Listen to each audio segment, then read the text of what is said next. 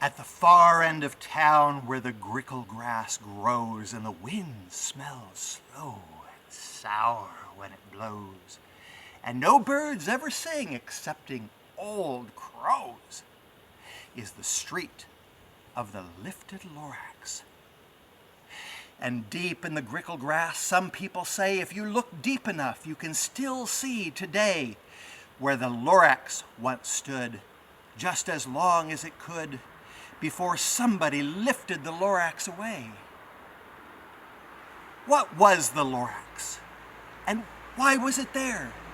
And why was it lifted and taken somewhere from the far end of town where the grickle grass grows? The old Onceler still lives here. Ask him. He knows. Now, you won't see the Onceler. Don't knock at his door.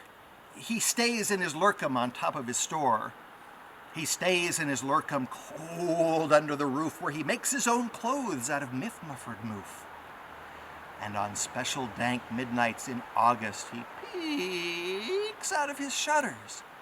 And sometimes he speaks and tells how the Lorax was lifted away. He'll tell you, perhaps, if you're willing to pay. At the end of a rope, he lets down a tin pail, and you have to toss in 15 cents and a nail and the shell of a great-great-great-grandfather snail. Then he pulls up the pail, makes a most careful count to see that you've paid him the proper amount. Then he hides what you paid him away in his snub, his secret strange hole in his grubulous glove. Then he grunts, "I will call you by whisper-mophone, for the secrets I tell are for your ears alone." Slap!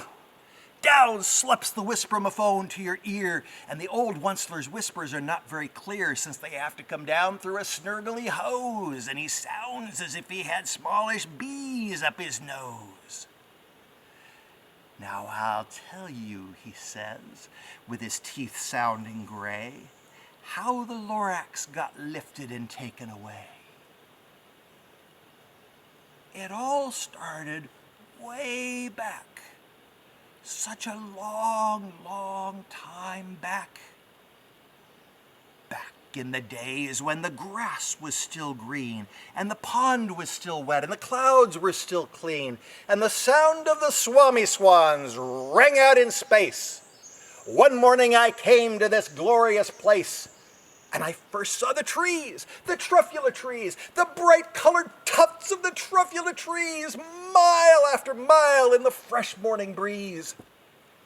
And under the trees I saw brown barbaloots frisking about in their barbaloot suits as they played in the shade and ate truffula fruits. From the ripulous pond came the comfortable sound of the humming-fish humming while splashing around. But those trees, those truffula trees, all my life I'd been searching for trees such as these. Why, the touch of their tufts was much softer than silk, and they had the sweet smell of fresh butterfly milk. I felt a great leaping of joy in my heart. I knew just what I'd do. I unloaded my cart, and in no time at all I had built a small shop. Then I chopped down a truffula tree with one chop. And with great skillful skill and with great speedy speed, I took the soft tuft and I knitted a thneed. The instant I finished, I heard a gazump.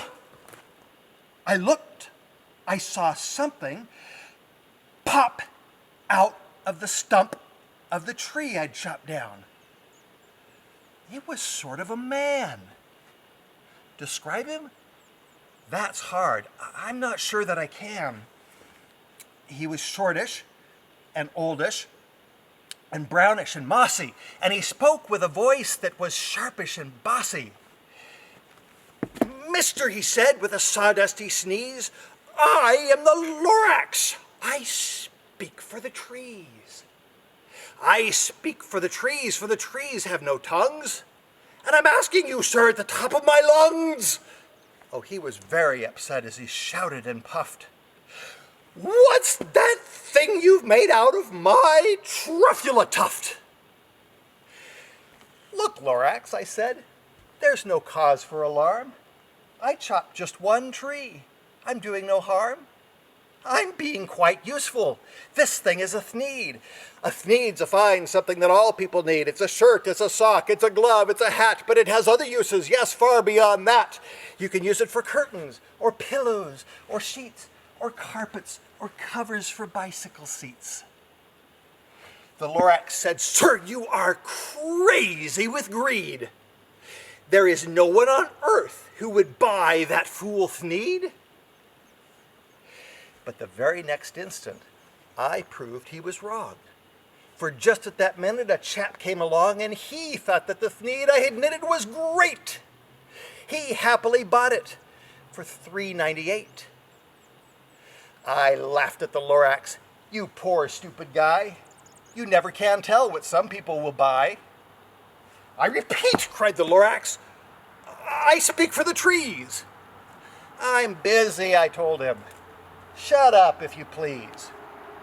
I rushed across the room and in no time at all built a radio phone. I put in a quick call to all of my brothers and uncles and aunts, and I said, listen up, here's a wonderful chance for the whole Onceler family to get mighty rich. Get over here fast. Take the road to North Nitch, turn left at Weehawken, and sharp right at South Stitch. And in no time at all in the factory I built, the whole Onceler family was working full tilt. We were all knitting thneeds, just as busy as bees, to the sound of the chopping of truffula trees. Then, oh baby, oh how my business did grow. Now, chopping one tree at a time was too slow. So I quickly invented my super axe hacker, which whacked off 4 truffula trees at one smacker. We were knitting thneeds 4 times as fast as before. And that Lorax, well, he didn't come by anymore. But the next week, he knocked at my new office door. He snapped, I'm the Lorax who speaks for the trees, which you seem to be chopping as fast as you please.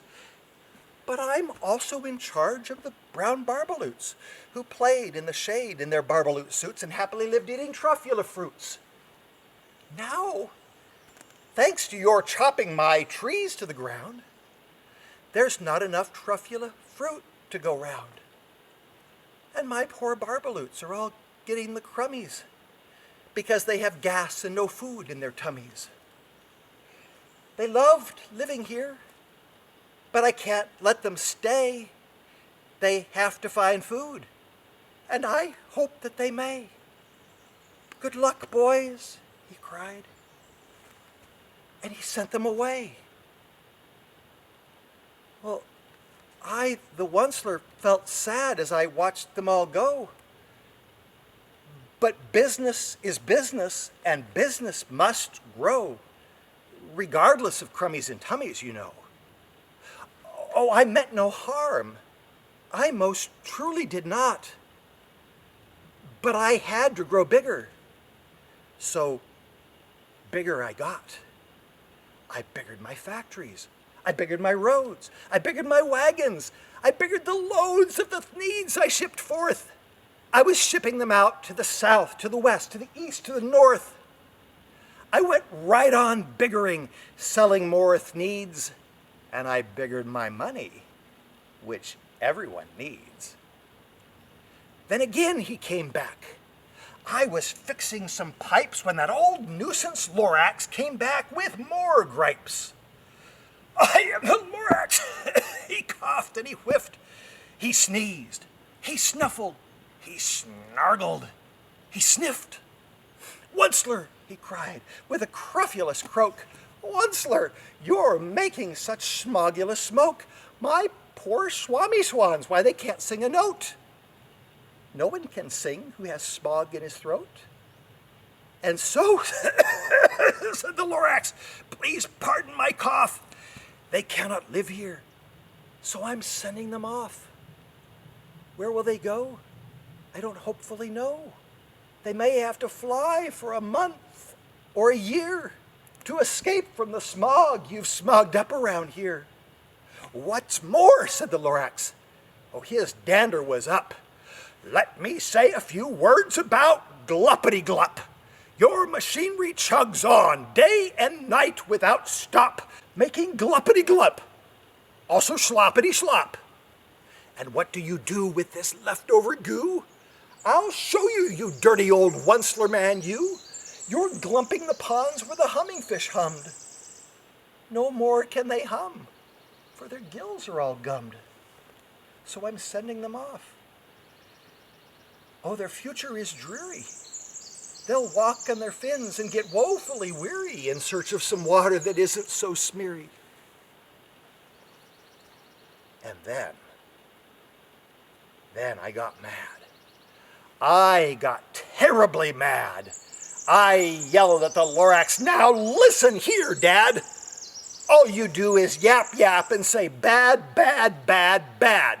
Well, I have my rights, sir, and I'm telling you, I intend to go on doing just what I do. And for your information, you Lorax, I'm figuring on biggering and biggering and biggering and biggering, turning more truffula trees into thneeds, which everyone needs. Just at that minute, we heard a loud whack. From outside in the fields came the sickening smack of an axe on a tree. Then we heard the tree fall. The very last truffula tree of them all.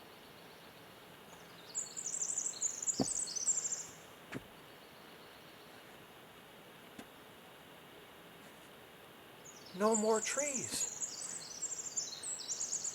No more thneeds. No more work to be done. So all of my uncles and aunts, everyone, all waved me goodbye.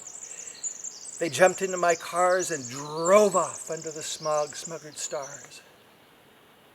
And all that was left neath the big empty sky was my big empty factory, the Lorax, and I. The Lorax said nothing, just gave me a glance. Just gave me a very sad, sad backward glance as he lifted himself by the seat of the pants, and I'll never forget the grim look on his face as he hoisted himself and took leave of that place through a hole in the smog without leaving a trace. And all that the Lorax left here in this mess was a small pile of rocks with one word: unless. Whatever that meant, I just couldn't guess. That was long, long ago. But each day since that day, I've sat here and worried away. Through the years, while my factories have fallen apart, I've worried about it with all of my heart. But, says the Onceler, now that you're here, why, the word of the Lorax seems perfectly clear. Unless someone like you cares a whole awful lot, nothing is going to get better. It's not. So, catch, calls the Onceler. He lets something fall. It's a truffula seed. It's the last one of all. You're in charge of the last of the truffula seeds. And truffula trees are what everyone needs. Plant a new truffula. Treat it with care. Give it clean water. Feed it fresh air. Grow a forest. Protect it from axes that hack and the Lorax and all of his friends may come